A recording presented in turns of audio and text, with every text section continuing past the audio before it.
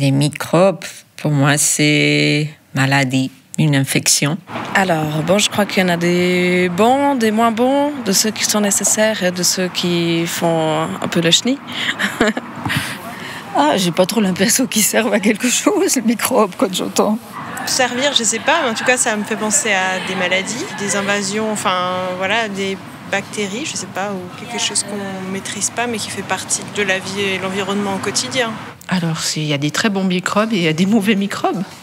Genre microbes comme le corona, mais autrement des bons microbes, on en est couvert, on en a sur la peau, dans le ventre, partout. Ils vivent avec nous, il y en a aussi dans la maison qui sont des bons microbes, pas que des mauvais. Je les combats pas tous à coups de javel. La FPM dans les oreilles, un podcast de vulgarisation scientifique de la Faculté de biologie et de médecine de l'Université de Lausanne.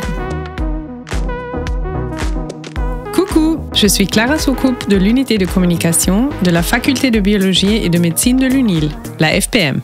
Aujourd'hui, on va parler des microbes, c'est-à-dire du monde microscopique vivant au-dessus, au-dessous et même à l'intérieur de notre corps.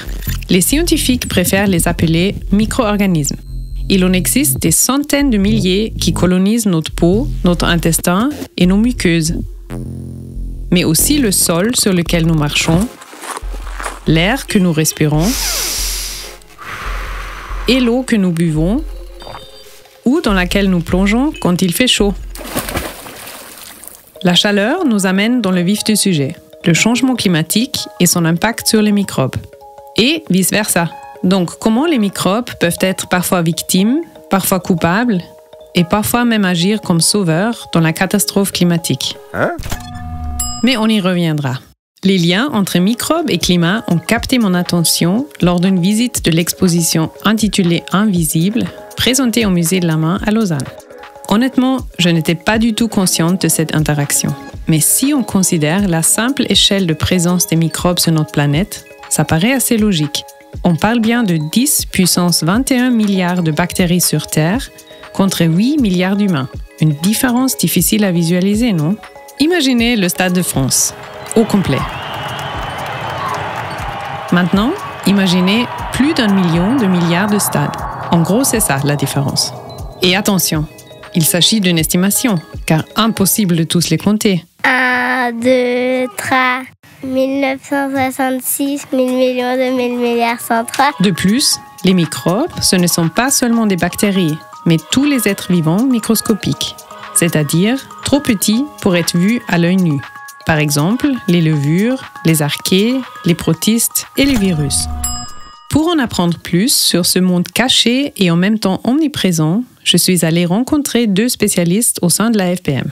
Ok, je m'appelle Jan van der Meer. Je suis néerlandais d'origine, mais j'habite en Suisse déjà depuis 30 ans environ. Je suis à l'Université de Lausanne depuis 2003 comme professeur en microbiologie environnementale.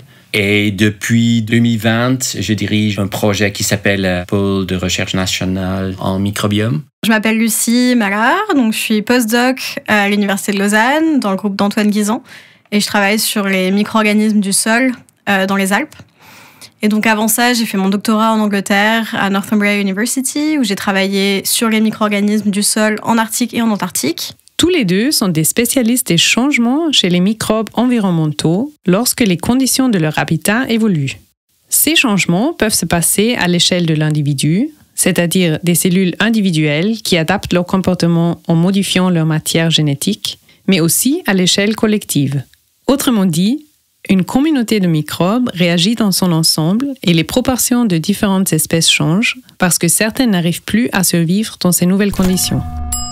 Donc, si on regarde, disons, les changements climatiques qui sont dans les mots de tout le monde, si on pense qu'un changement de température, par exemple, va provoquer un changement dans les proportions de différentes espèces microbiennes qui sont là, parce que chacune des espèces a sa propre optimum, disons, de température afin de pouvoir se multiplier. Évidemment, ce n'est pas seulement la température qui détermine si une espèce va se multiplier ou pas, mais ce sont aussi des conditions de nutriments, ce sont d'autres conditions physiques autour d'elle, par exemple le pH, ou la présence de composants toxiques, etc., qui déterminent à la fin si une espèce va pouvoir se multiplier ou pas. Et ça, c'est parce que les les microbes vivent dans des communautés très élaborées, c'est aussi très difficile à prévoir exactement ce qui va se passer. Il faut distinguer des cas. On ne peut pas dire d'une manière générale puisque ça dépend vraiment quand même de l'écosystème. Donc un écosystème qui ne sera pas touché par l'homme, donc qui sera vraiment seulement impacté que par le changement climatique.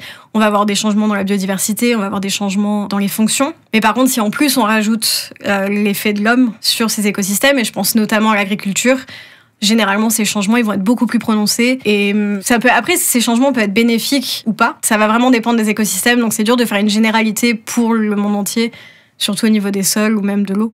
Alors, ce que constatent les microbiologistes par rapport au changement climatique, en résumé, ça dépend. Je vous propose donc qu'on décrypte ensemble 3 exemples concrets de ce que font ou peuvent faire ces microbes dans des conditions défavorables, face à la chaleur, confrontés à une pollution et dans des sols dégradés. Commençons avec l'augmentation des températures et son impact sur des écosystèmes éloignés de l'activité humaine. Et regardons particulièrement ce qui se passe dans le sol. Un environnement extrêmement riche en microbes.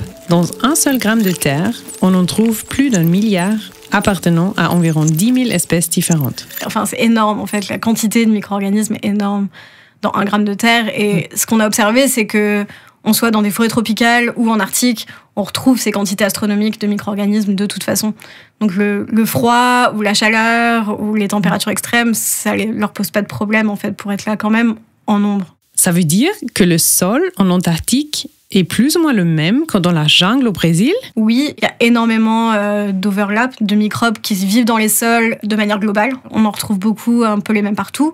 Et après, on a des spécificités, bien sûr, par région. Et c'est plus dans ces spécificités-là qu'on retrouve ceux, par exemple, en région arctique, on va avoir vraiment certains microbes qu'on retrouve que là, ou qu'on va retrouver aussi en Antarctique et en région alpine, puisque tous ils vont aimer le froid. Et ce sera la même chose si on va regarder les déserts ou toutes ces zones très chaudes. On trouve ces spécificités microbiennes. Ah, quand même, il y a des particularités régionales. Mais du coup, comment ces microbes du sol sont-ils victimes du réchauffement climatique? Moi, je pense surtout à ces régions polaires dans lesquelles je travaille, où le réchauffement climatique, ça va faire fondre le pergisol, donc le permafrost, qui est du sol qui est gelé en permanence.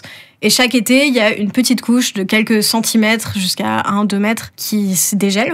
Et donc ce dégel, ça libère du carbone qui est stocké dans ces sols. Et donc ce carbone, il est utilisé par les micro-organismes. Et on a vu que quand la température augmente, donc il y a plus de carbone qui est libéré. Et donc l'activité microbienne augmente. Et donc cette activité microbienne, elle va aussi relâcher plus de CO2, donc de dioxyde de carbone, et plus de méthane dans l'atmosphère. Donc ça, c'est un exemple qui est spécifique vraiment à ces régions polaires ou alpines, où il y a du permafrost, donc du pergisol. Oula, moi qui croyais que les microbes étaient des victimes, mais ça me semble être C'est un cercle vicieux. C'est-à-dire que le changement climatique accélère la fonte du pergisol, qui elle-même accélère l'activité microbienne, et qui donc accélère les émissions de gaz à effet de serre, qui donc va réaccélérer le changement climatique. Et pour sortir de ce cercle vicieux, c'est un peu compliqué. Il faudrait réduire nos émissions de gaz à effet de serre. Bingo! Un cercle vicieux. Les victimes deviennent du coup tout de suite aussi coupables. Mais je me souviens avoir entendu à l'école qu'il était tout à fait normal que les permafrosts fondent un peu chaque été. Qu'est-ce qui est donc en train de se passer? Tout est une question vraiment d'équilibre. Donc, c'est-à-dire que ces écosystèmes, ça fait des années, bien sûr, qu'ils fondent un peu en été et qu'après ils regèlent l'hiver. Donc ça, en soi, c'est un mécanisme qui est normal. Mais c'est une question d'équilibre. Donc pendant longtemps, tous ces écosystèmes, ils étaient donc plutôt des puits de carbone. Donc ils capturaient le carbone et le stockaient dans les sols. Et là, on est en train d'arriver au moment de bascule où ces écosystèmes deviennent en fait des sources de carbone dans l'atmosphère. Donc si on retrouve cet équilibre où ces sols redeviennent des puits, c'est super, ça veut dire qu'ils vont capter le CO2 et le carbone dans l'atmosphère et donc réduire ce changement climatique. Mais là, malheureusement, on va plutôt de l'autre côté où tous ces écosystèmes qui ont énormément de carbone dans le sol vont libérer de plus en plus de carbone dans l'atmosphère et donc devenir vraiment des sources émettrices de carbone. Capturer le carbone, stocker le carbone dans le sol, qu'est-ce que ça veut dire ? Donc ça dépend des groupes qu'on regarde. On peut penser par exemple à tout ce qui est phototrophe. Donc si on pense aux plantes, c'est le même système, ils font de la photosynthèse. Donc ils prennent le dioxyde de carbone et rejettent de l'oxygène. C'est la base de la chaîne alimentaire. Et puis après on a aussi ceux qui se servent du carbone qui va émettre d'autres sources. Donc la décomposition par exemple des feuilles, des plantes mortes, ça va générer du carbone qui est ensuite capturé par tous ces autres micro-organismes. Donc le carbone va servir de source de nourriture pour une grande majorité des microbes. Et puis après ils vont générer d'autres molécules qui vont être utilisées par d'autres d'autres. Et c'est ce qu'on appelle le cycle du carbone. Et on voit la même chose avec l'azote, avec le phosphore. Donc c'est vraiment des cycles de nutriments qui sont essentiels et qui forment la base de tous ces écosystèmes. Ce que Lucie Mallard et Jan van der Meer m'ont aussi appris, c'est que cela ne concerne pas uniquement le dioxyde de carbone. Il y a d'autres gaz à effet de serre, beaucoup plus néfastes que le CO2 et libérés par des micro-organismes qui augmentent leur activité à cause de la hausse de la température. Notamment le méthane, qui accélère 28 fois plus le réchauffement climatique que le CO2, et l'azote, qui est encore 200 fois plus puissant que le CO2. Quoi ? Mais en fait, je me demande, n'est-ce pas un peu aberrant pour les microbes d'accélérer des changements qui, petit à petit, détruisent tous les habitats de notre planète, y compris les leurs ? Il faut d'abord peut-être commencer à différencier que pour les microbes, l'état de santé de notre planète est neutre. Non, elles font ce qu'elles font.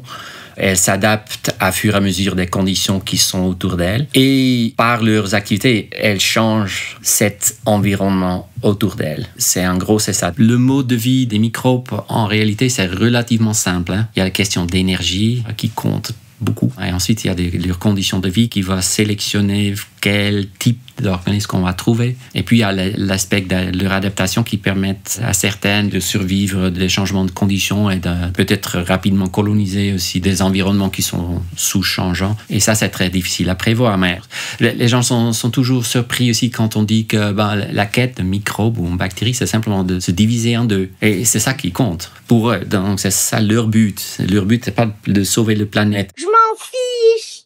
Bande de vermine. Mais du coup, est-ce que, en s'adaptant à des conditions changeantes, les microbes ont vraiment le pouvoir d'avoir un impact majeur sur le climat de la planète entière ? Oui, ça c'est totalement juste. Et c'est déjà passé dans l'évolution de la Terre. Donc, dans l'évolution de la Terre, il y a cette majeure transition quand on assume que les conditions sur l'ancienne Terre étaient plutôt anoxiques. Et ça changeait sur des conditions oxiques. Donc ça, c'était dû à des activités des microbes. Des microbes qui ont commencé à produire de l'oxygène à base de la lumière du soleil. Donc ça, c'était une adaptation génétique qui a permis à certains organismes de produire d'oxygène et dans ce cas-là, de changer quasiment l'atmosphère sur notre planète. Donc ça, c'est directement lié à des activités microbiennes.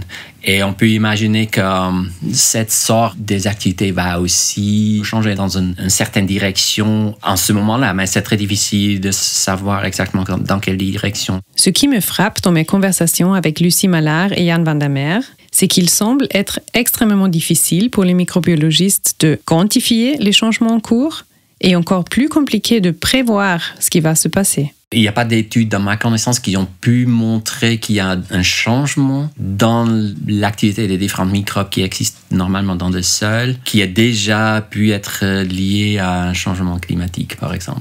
Quels sont les effets sur le long terme, sur la composition de cette communauté, mais aussi sur l'effet systémique? Et ça, malheureusement, c'est hyper difficile. Pourquoi? Premièrement, parce qu'une communauté microbienne environnementale, typiquement, à quelque part entre 1000, 10 000, 20 000 espèces différentes. Et si on imagine qu'il faut suivre ça dans le temps, ça prend beaucoup de quantification. Et toutes les espèces ont différentes abondances aussi, donc ça ne facilite pas les choses. Mais arrive-t-on quand même à estimer la contribution de l'activité microbienne à la catastrophe climatique? Il y a des gens qui essaient de quantifier qu'est-ce qui va se produire si, par exemple, le permafrost va disparaître.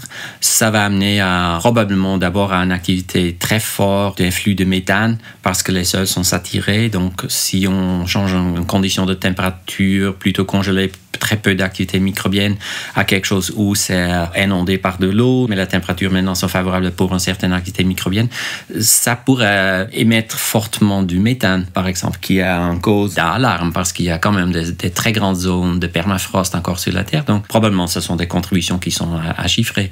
Mais si vous me demandez est-ce que ça vaut la peine par rapport à les quantités de CO2 produites par le transport ou par le chauffage, probablement c'est très peu. On travaille maintenant sur un papier afin de pouvoir juger quelle pourrait être la contribution si on fait une sorte d'optimisation des communautés dans le sol autour de notre planète, qu'est-ce que ça pourrait contribuer à cette problématique de changement climatique? Ou plutôt, on parle dans ce cas-là, combien de carbone on peut stocker encore plus dans les sols si tout sera optimisé? Je pense là, on parle de 15% des flux globaux de carbone. Donc, dans une certaine manière, ça vaut la peine de réduire l'émission de CO2 par le transport, le chauffage et le reste. Mais la question, c'est est-ce que notre société est prête à le faire ou pas? Ou est-ce qu'on préfère des solutions ingénieriques dans le sens de couvrir les champs de riz ou je ne sais pas. Couvrir les champs de riz? Maintenant, il y a aussi des gens qui disent que, OK, si on veut cultiver le riz et on sait qu'il y a une certaine émission du méthane pour raison de cette cultivation de riz, est-ce qu'il n'y aura pas moyen de limiter justement ces émissions de méthane? Donc, c'est là où on pourrait imaginer que les microbiologistes vont intervenir parce que, oui, on arrive à couvrir les champs. J'en sais rien, hein, j'ai vu des papiers comme ça. On couvre les champs, on évite qu'il y a du méthane qui sort et peut-être on arrive à convertir le méthane à nouveau en quelque chose d'autre. Donc là, il y a certainement des idées.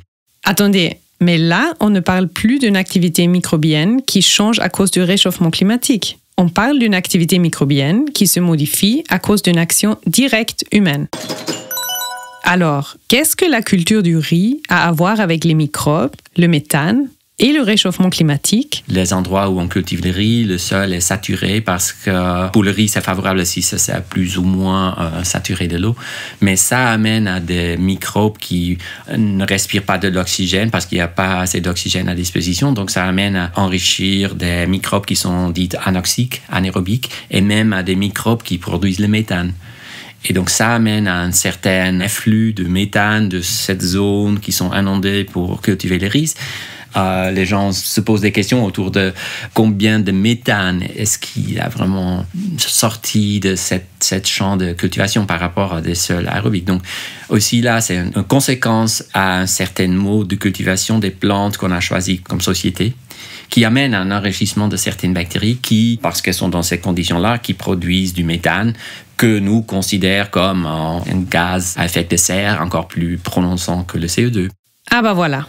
Mais à part en couvrant les champs, est-ce qu'avec les innovations scientifiques actuelles, on n'arriverait pas à trouver d'autres solutions, disons, un peu plus élaborées pour remédier aux effets néfastes de nos activités sur les sols? Il y a des gens qui travaillent sur l'introduction de micro-organismes dans les sols pour essayer de rééquilibrer la balance. Un des grands buts de cette pôle de recherche nationale en microbiome, c'est vraiment de comprendre comment fonctionnent des communautés complexes et est-ce qu'il y a vraiment des mesures concrètes et rationnelles qu'on puisse faire afin de diriger une communauté dans une certaine direction qu'on souhaite. Donc c'est vraiment un travail de réussir à créer une communauté microbienne qu'on pourrait venir rajouter et qui serait capable de s'intégrer à celle existante pour que ça continue sur le long terme. Donc c'est du travail qui est en cours, mais ça se fait déjà, oui, d'utiliser les micro-organismes pour la dépollution. Donc je pense aux hydrocarbures, mais il y a aussi plein d'autres choses, hein, la pollution chimique en général, les pesticides. Alors il y a apparemment de l'espoir. Si on veut changer une communauté en disant que il y a peut-être trop de cette groupe de microbes et on veut avoir un petit peu moins, on veut plus de ça, dans la plupart des cas, ça ne suffira pas de dire on va simplement introduire cette groupe de microbes. Ça ne fonctionne pas parce que les communautés qu'on a appris à différentes occasions, c'est que les communautés qui sont là sont dans une certaine manière résistantes à d'autres. Donc on peut avoir des changements, mais ce sont des changements très lents. Pour l'instant, c'est pas forcément encore hyper efficace parce que ce qu'ils ont trouvé, c'est que on peut rajouter effectivement des micro-organismes qui se nourrissent donc de ces hydrocarbures, par exemple. Mais en fait, au bout d'un certain temps, ils disparaissent. On n'arrive pas à les faire rentrer vraiment dans cette communauté de sol déjà existante et du coup, ils disparaissent. Donc en fait, ce qu'il faudrait faire, c'est continuer à en remettre régulièrement pour que ça continue. Et avec ça, nous sommes arrivés au deuxième exemple.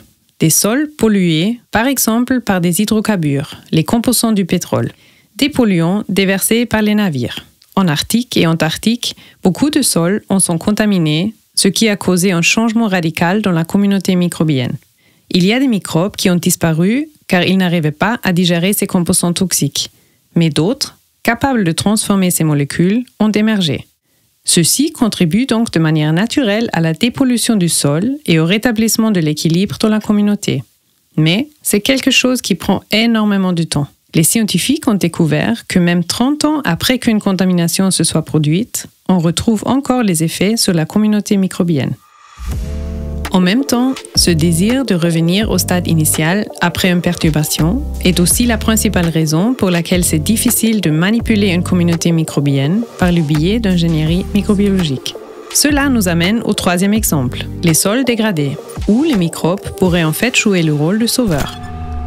Malgré ça, on s'intéresse beaucoup à cet effet parce qu'on sait, par exemple, qu'au niveau des sols planétaires, il y a beaucoup de sols qui sont dégradés dans une manière où il y a presque plus qui est vivante ou complètement perturbés parce que le sol est perdu, la matière organique est perdue. Donc ça sont des très grands problèmes. Et si on veut restituer ce type de communautés, peut-être ça vaut la peine là de commencer avec des transplantations. Donc on commence à prendre des communautés microbiennes, des sols qui sont encore en bonne santé, afin d'utiliser ça dans un sol qui est dégradé, en espérant que peut-être on arrive à reconstituer un sol en bonne santé. Là aussi, je pense qu'il n'y a aucun microbiologiste sur notre planète ou dans notre communauté qui peut dire que ce sont exactement ça la trajectoire que les communautés microbiennes vont suivre. Et pour cette raison, en tout cas, dans mon point de vue, tous les efforts aussi qui disent « Ouais, on peut faire une ingénierie ici et là » devraient être prises avec un certain caution. Et ça, c'est pour les sols, pour l'agriculture, mais aussi au niveau, disons, il y a aussi des efforts dans l'océan, non, de dire qu'il faut augmenter la capacité des microbes de fixer le CO2. C'est très dangereux parce qu'on ne peut pas prévoir à ce stade-là qu'est-ce qui va se passer vraiment. Au vu de toutes ces incertitudes, j'ai demandé à nos 2 microbiologistes quelles sont leurs craintes principales par rapport au réchauffement climatique et à l'activité des microbes environnementaux. Alors, dans ma perspective du sol, le plus inquiétant pour nous, c'est la perte des qualités du sol. Parce que ça va affecter le monde en entier. Ça va affecter l'agriculture, ça va affecter beaucoup de processus. Oui, la production des gaz à effet de serre, mais aussi le stock de carbone dans le sol, la santé du sol, la qualité de l'eau, tout ça. Deuxièmement, les océans, par la température, par le changement de pH qui est lié au fait que les concentrations de CO2 vont changer dans l'atmosphère. Donc ça, c'est des choses qui sont, dans ma connaissance, le plus inquiétantes. Et troisièmement, oui, l'éternelle pollution, non, que les gens n'arrivent pas à comprendre. Ça, c'est dommage parce que ça sont vraiment des choses où on pourrait faire quelque chose déjà, soit en évitant les pollutions, soit en les traitant. Ça, pour moi, sont les 3 choses de base parce qu'ils vont affecter, oui, notre mode de vie et notre survie même. Et en Suisse, en particulier? Hors sommet alpin, je pense notamment à l'agriculture. C'est là où ça va être assez déterminant puisque les microbes contribuent aussi à notre sécurité alimentaire, puisqu'ils forment la base aussi de cette agriculture. Donc toutes les pratiques d'agriculture, c'est ça qui va vraiment déterminer le futur de la Suisse à ce niveau-là. Si on a des pratiques plutôt écologiques, on va avoir un microbiote du sol qui est en meilleure santé, et donc on va pouvoir cultiver aussi sur plus long terme que si on a un sol qui est complètement dégradé, avec de la monoculture, et du coup on a beaucoup moins de biodiversité, et à terme ça va arriver à l'épuisement de ces sols, et donc des cultures qui ne pousseront plus. Le chantier que je pense est le plus inquiétant, c'est la qualité de l'eau dans des nappes phréatiques parce qu'en principe, on a des très bonnes installations des épurations d'eau. Donc, la qualité de l'eau traitée est typiquement de très bonne qualité.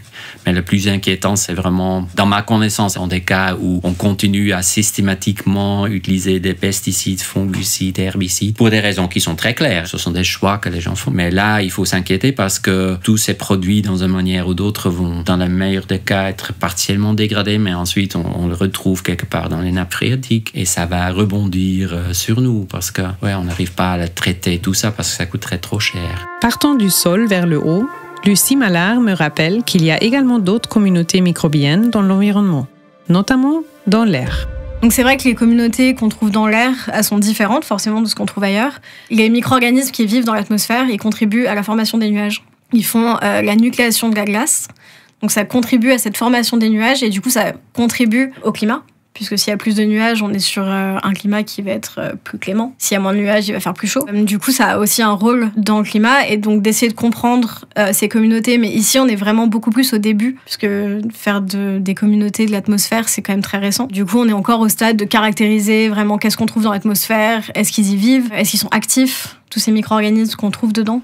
Donc, à la prochaine tempête qui vous surprend sur le chemin de l'apéro au bord du lac, pensez à ces petits microbes dans les nuages. C'est tout de leur faute. Pour finir, même si tout semble actuellement un peu flou par rapport à notre compréhension de ces communautés microscopiques, Jan van der Meer a certaines pistes pour des solutions d'ingénierie microbiologique dans la lutte pour diminuer nos pratiques climaticides.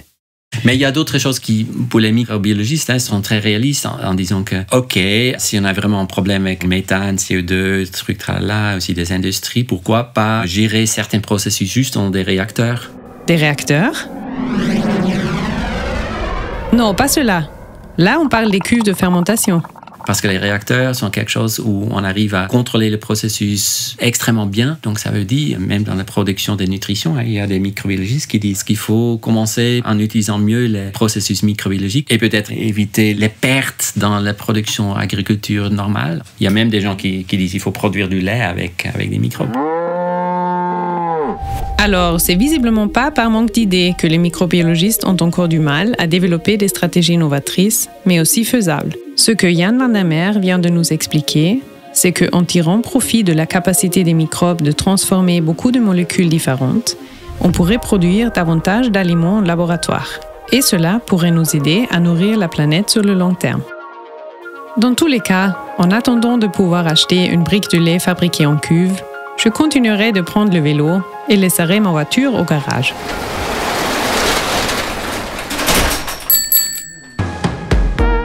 La FPM dans les oreilles, un podcast de vulgarisation scientifique. Cet épisode a été réalisé par moi-même, Clara Soucoupe, de l'unité de communication de la FPM, avec le soutien éditorial de Laure Gabu et Nathalie Isors. Musique du générique par Atrick. Mixage par Olivier Lübkemann.